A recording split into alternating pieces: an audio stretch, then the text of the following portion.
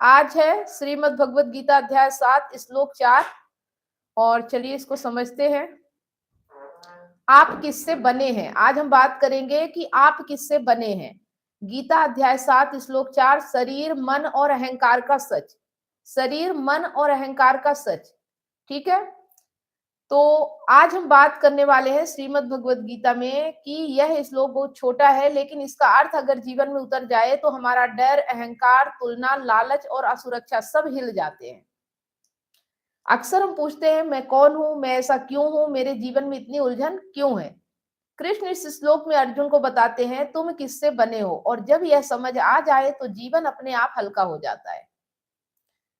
तो जो श्लोक है उसका अर्थ है, पृथ्वी, जल, अग्नि, वायु, आकाश, मन, बुद्धि और अहंकार, ये मेरी 8 प्रकार की विभक्त प्रकृति है। कृष्ण कहते हैं कि ये जितने हैं, पृथ्वी, जल, अग्नि, वायु, आकाश, मन, बुद्धि और अहंकार, ये मेरी 8 प्रकार की विभक्त प्रकृति है।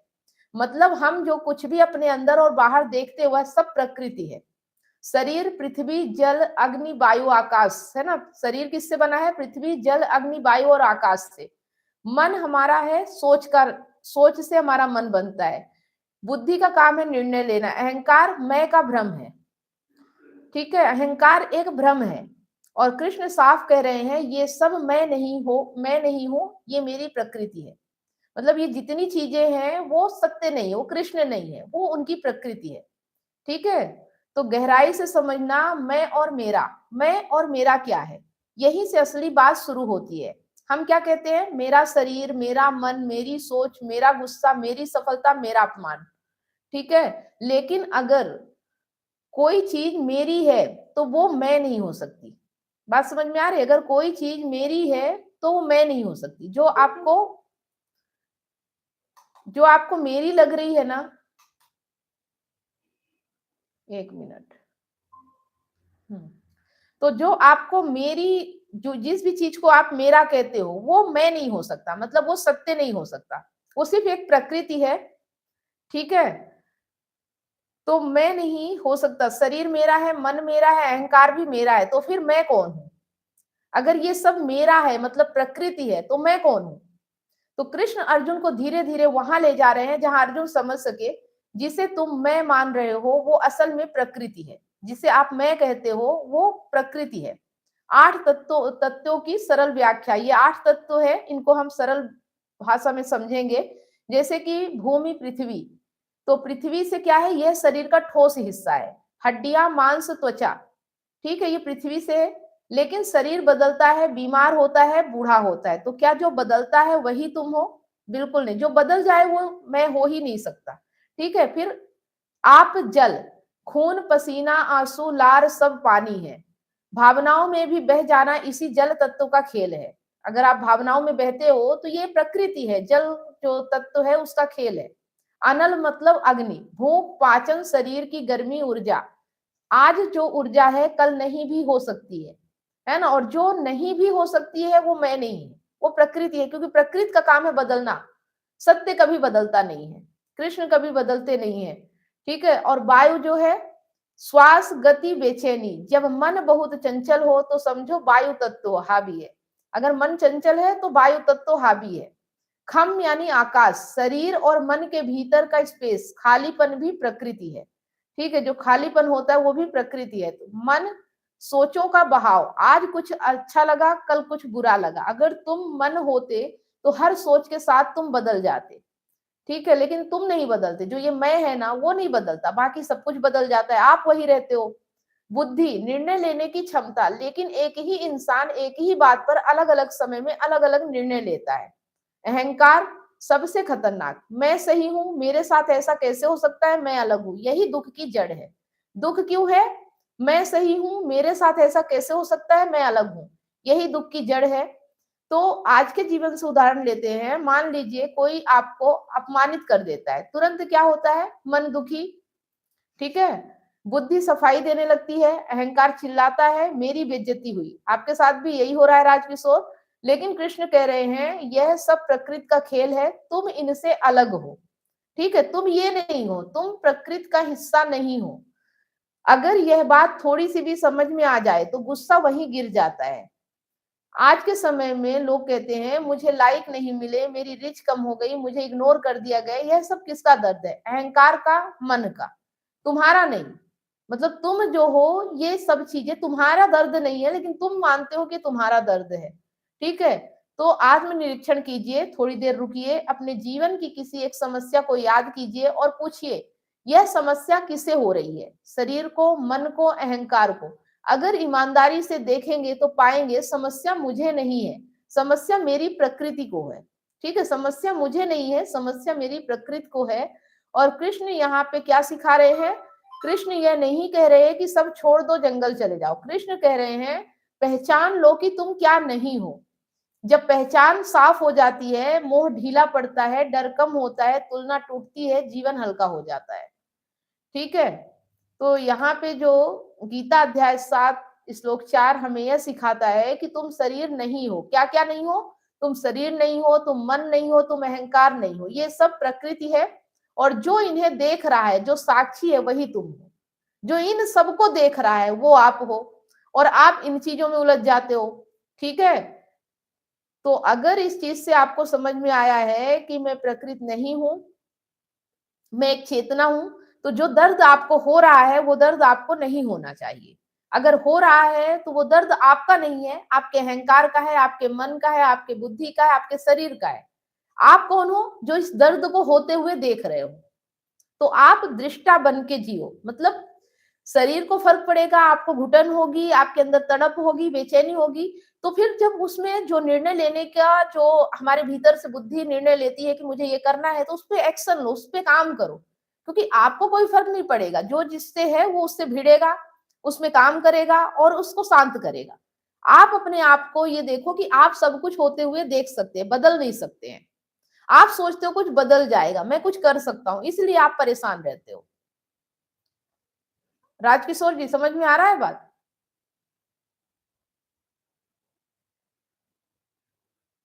अभी जो मैंने यहाँ बताया, इसमें से क्या चीज समझ में आई, क्या चीज नहीं समझ में आई?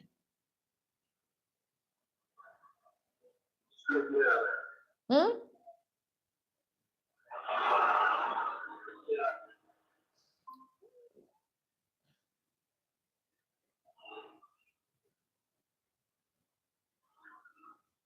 ठीक है, समझ में आ रहा है आपको कि आप जिस चीज से दुखी हो रहे हो, वो दुख आपका नहीं है, वो आपके मन का दुख है, आपके शरीर का दुख है। ठीक है? और शरीर का दुख है, मन का दुख है, तो उसको उसके हिसाब से काम करने दो। वो जो भी कह रहा है, जो भी कर रहा है, उसमें बाधा मत पड़ो। वो कुछ कहता है, वो बोलता है कि तुम ये करो, तुम ये निर्णय लो, आप कहते हो नहीं, थोड़ी दिन बाद, थोड़े दिन रुक जाते हैं, आप क्यों बीच में आते हो? जो दुखी है वो अपना उपाय भी ढूंढेगा ना। हम्म?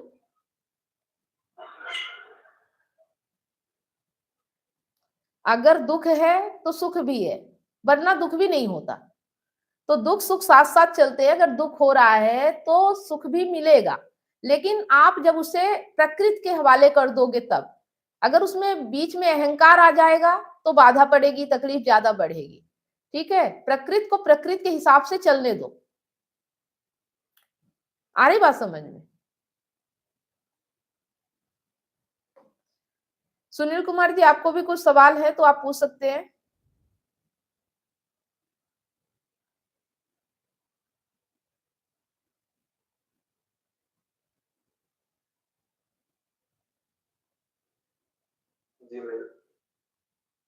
आपको कोई सवाल नहीं है?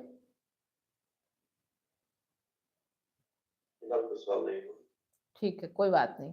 तो राजकिशोर जी, अगर आपका मन बेचैन है, परेशान हो रहे हो, दुखी हो रहे हो, तड़प रहे हो, तो अपने मन को जो भी उसे चैन दे, सुकून दे, शांति दे, वो काम करने दो। लेकिन अगर अकेले दुखी हो रहे हो, परेशान हो रहे हो, तो जिस कारण से आप दुखी परेशान हो, जब तक उस कारण को सही नहीं होने दोगे या उस पे काम नहीं करोगे, तब तक आपके दुखी होने से चीजें थोड़ी बदल जाएंगी।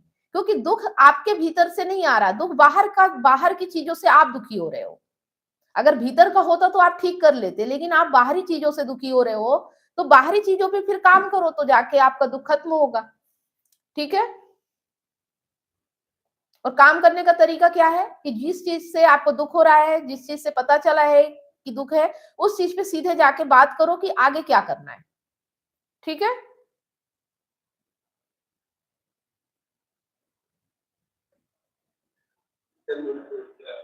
हाँ?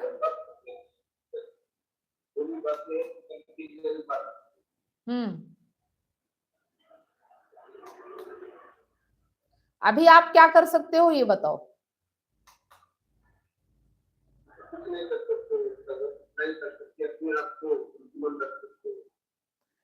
अगर आपको पता है कि आप कुछ नहीं कर सकते हो तो दुखी क्यों हो रहे हो फिर?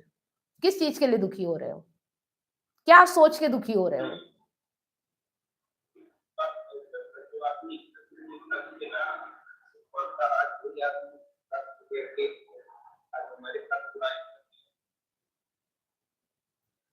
देखो, आप दूसरों को लेके दुखी हो रहे हो ना, आपके भीतर का तो दुख नहीं है, आप बाहर की चीजों को लेके दुखी हो रहे हो ना, ये चीज समझो।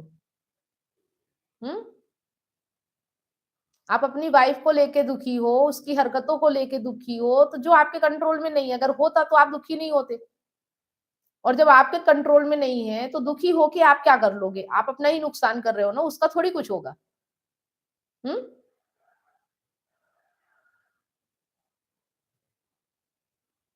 देखो, यहाँ दुखी होना, शिकायत करना, इससे जिंदगी नहीं चलती है। हिम्मत होनी चाहिए, हौसला होना चाहिए, साहस होना चाहिए, और जिस भी कारण से दुख हो रहा है उस कारण को खत्म करने का साहस होना चाहिए, तब जाके आपका दुख खत्म होगा। ठीक है? या तो आपको फर्क ही ना पड़े, और फर्क पड़ रहा है तो फिर एक्शन लेने की हिम्मत भी होनी चाहिए। ठीक है?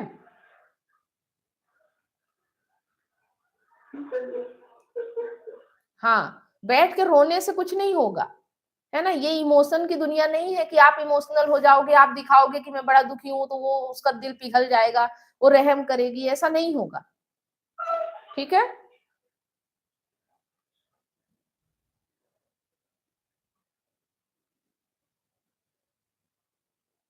तो समझ में आ चुका होगा आप लोगों को कि आप जिस भी चीज से दुखी हो रहे हो वो आपका मन, बुद्धि, अहंकार है, प्रकृति है।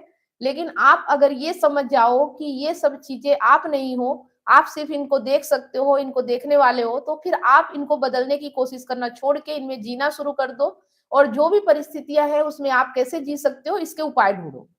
ठीक है? दुखी होके बैठना हमारी प्रकृति नहीं है। आ रही बात समझ में? हम एक दर्शक हैं, और ये पूरा खेल चल रहा है, रंगमंच है, और इसका आनंद ले सकते हो तो लो, और अगर दुखी होना है हर पल तो दुखी रहो। ये आपके हाथ में है कि आपको क्या करना है। ठीक है? यही हमारी समझ है, यही अंडरस्टैंडिंग है कि हम अपने जीवन को किस दिशा में ले जाना चाहते हैं। आप चाहो तो पूरे जीवन दुखी रह सकते हो, और आप चाहो तो पूरे जीवन आनंदित रह सकते हो। ये आपके कंट्रोल में है, आपके हाथ में है। लेकिन अगर आप किसी और के कारण दुखी और सुखी हो रहे हो तो ये आपके कंट्रोल में नहीं है, और इसीलिए आप परेशान होते हो। ठीक है?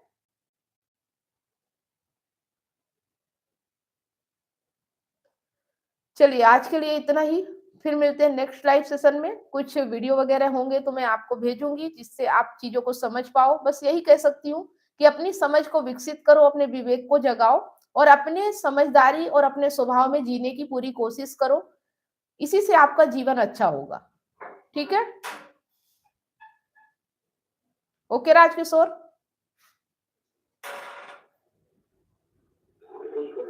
हाँ, चलिए, ठीक है।